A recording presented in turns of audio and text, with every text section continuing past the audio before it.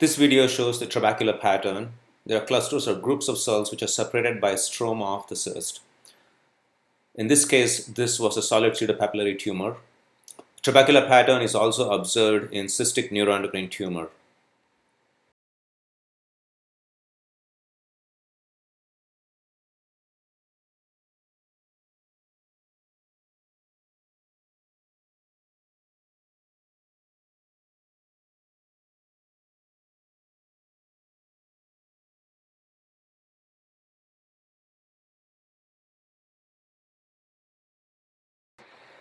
Case 2. In this case, we see multiple papillae, although they are somewhat incomplete. We also see the rope ladder type of vasculature. These features are diagnostic of IPMN.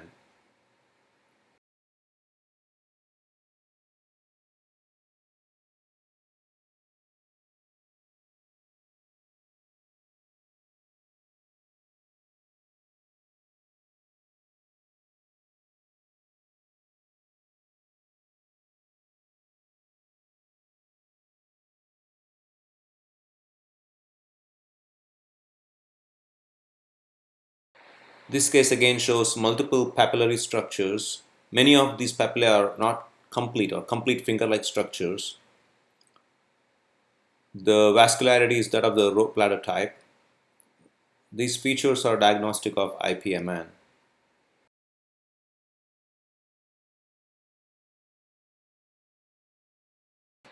Multiple papillary structures are observed. Many of these are overlapping. Occasional rope ladder type vasculature is also observed. These features are diagnostic of IPMN.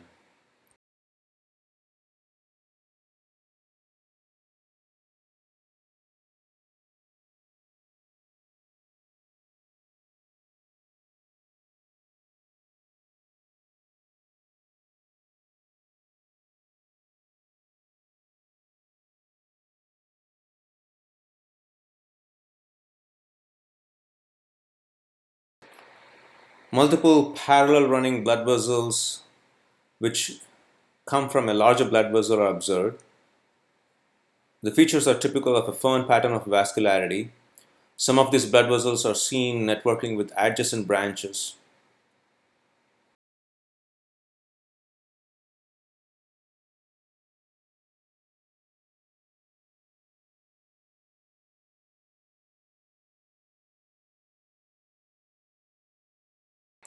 This is a nice case of IPMN. Papillae are seen in various configurations. Some of these are overlapping. Complete papillary structures are also observed. A superficial view of the papillary surface is also observed in one of the sequences. Occasional rope ladder type vasculature is also seen.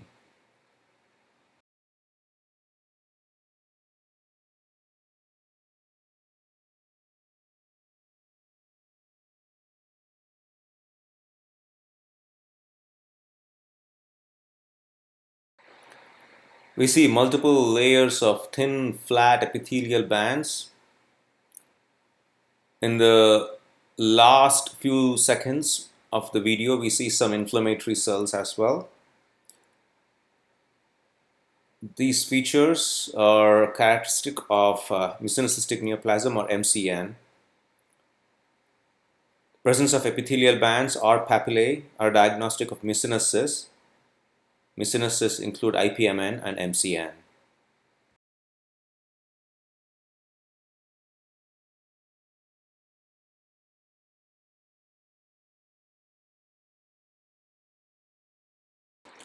Multiple papillae are observed. Some of these are overlapping.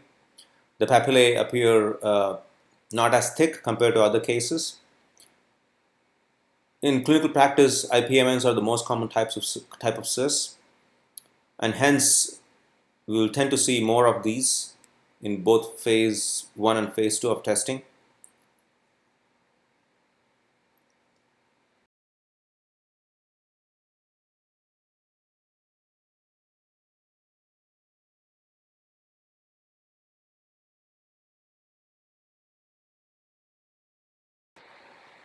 we see multiple clusters of cells or groups of cells which are separated by the cyst stroma. This could be either cystic neuroendocrine tumor or solid pseudopapillary tumor, the cystic net or SPT. In this case, this patient had a cystic neuroendocrine tumor.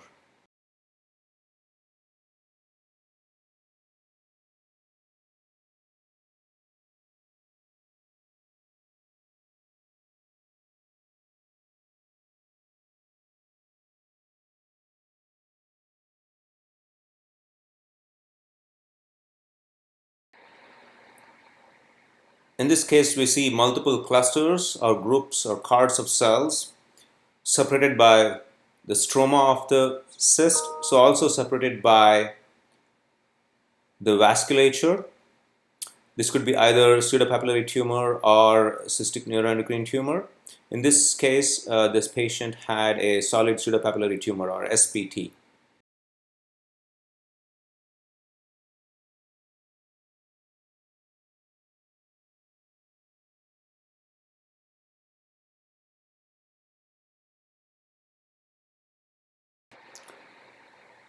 This is a kind of a challenging case. The epithelium is faint. You can see multiple epithelial bands. We never get to see completely formed papillae. It's important to diagnose this as a mucinous cyst. This could be either IPMN with low-grade dysplasia or a mucinous cystic neoplasm or MCN. The management is same whether it's IPMN or MCN. The important point being to diagnose this as a mucinous cyst. We also see some rope ladder type blood vessels.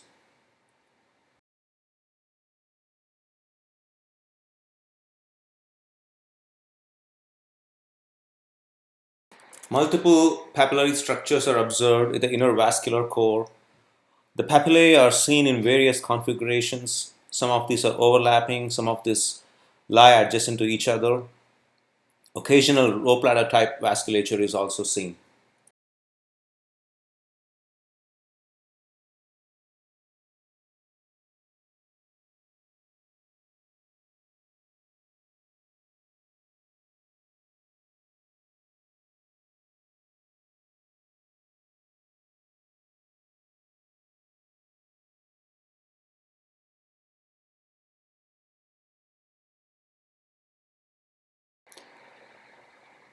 In this case, we see the Fern pattern of vascularity. It's not the best type of Fern pattern which you have seen, but yet you can identify the pattern. We see multiple small caliber blood vessels coming from a larger branch. The Fern pattern is diagnostic for serous cystadenoma.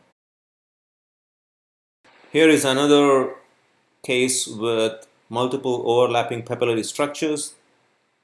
What you have observed so far is a preponderance of IPMN cases, which reflects clinical practice.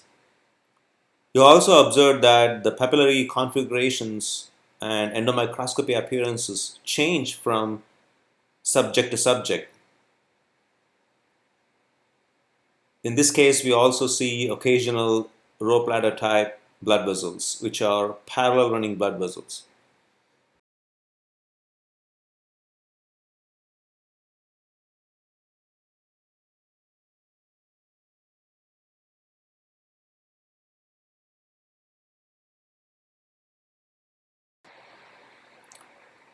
This patient has a cystic neuroendocrine tumor. We see the trabecular pattern, which are multiple clusters or cards or nests of cells separated by the stroma. Interestingly, in this case, we see cytoplasmic vacuolization, which is a well-described pathological feature of neuroendocrine tumors. This was the first ever case described with the vacuolization, or first ever endomicroscopy description of the vacuolization, which we reported as a unique finding.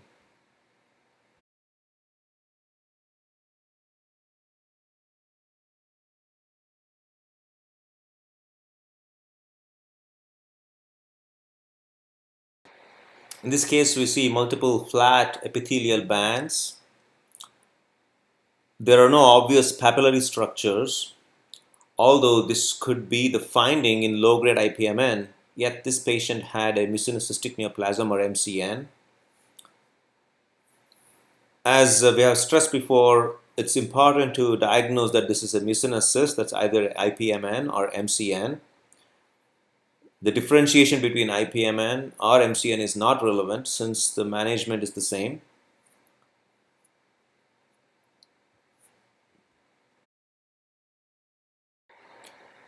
This video shows mostly a dark background with some bright autofluorescent particles, which are inflammatory cells. Recollect that some mucinous cystic neoplasms or MCNs can have dark areas due to chronic inflammation, but MCNs also have multiple epithelial bands. In this case, there are no epithelial bands. Most of the endomicroscopy video shows this dark background. This feature is diagnostic of a pseudocyst.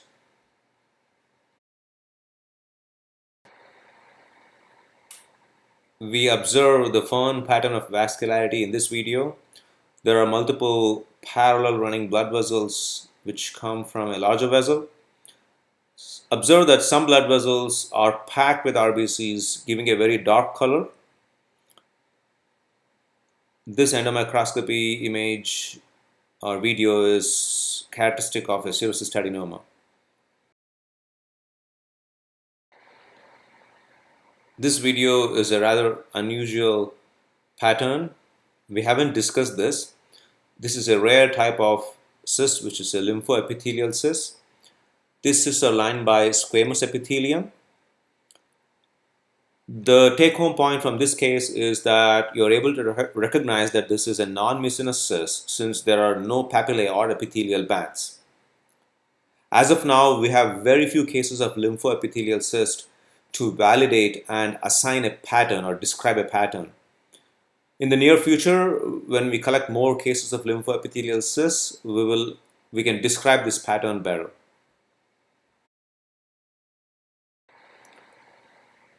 This subject or this case shows a Fern pattern of vascularity.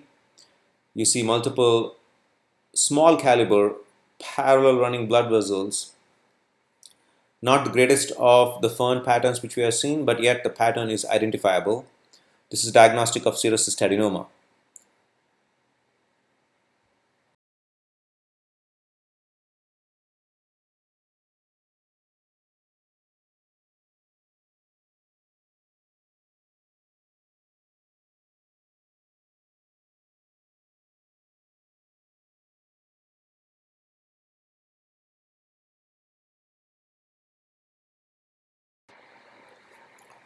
There are several take-home points before going to the next phase of the study.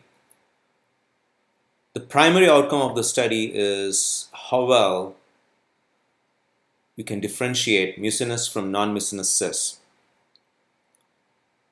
The secondary objective of the study, that is differentiating among mucinous and non-mucinous cysts, is less important. Yet we're going to report those findings in the manuscript. As you have seen, majority of the cysts are IPMNs because that's what we encounter in clinical practice. The key issue is that you don't want to misdiagnosing a mucinous cyst. That is, identifying papillae or epithelial bands. It is difficult to differentiate IPMN with low-grade dysplasia from MCNs. But once you make a diagnosis of a mucinous cyst, the management tends to be the same for IPMNs or MCNs.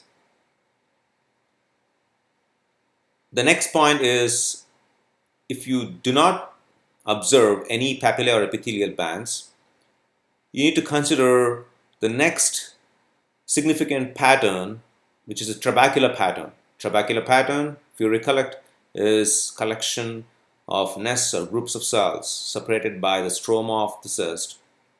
Since this pattern is observed in cystic neuroendocrine tumors or solid pseudopapillary tumors, which do need surgical resection, it's important not to miss picking up this pattern. The next point is that in the absence of papillae or epithelial bands or trabecular pattern, look for the Fern pattern of vascularity, which is diagnostic of pseudocystic adenoma. Finally, pseudocysts are easy to diagnose since most of the cysts will have a dark background with bright particles, kind of featureless dark background with bright particles. But keep in mind that some mucinous cystic neoplasms do have areas of chronic inflammation, that is, dark areas with large inflammatory cells.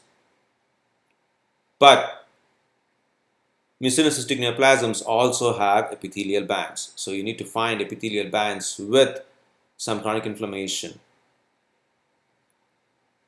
Again, back to point number one, the primary objective is differentiating mucinous from non-mucinous cysts. The current standard of care has the best diagnostic accuracy using current standard of care is 75 to 80%. With endomicroscopy, we can potentially reach an accuracy of 95 to 98% and differentiate mucinous, precancerous mucinous from non-mucinous cysts. Thank you and good luck with the test.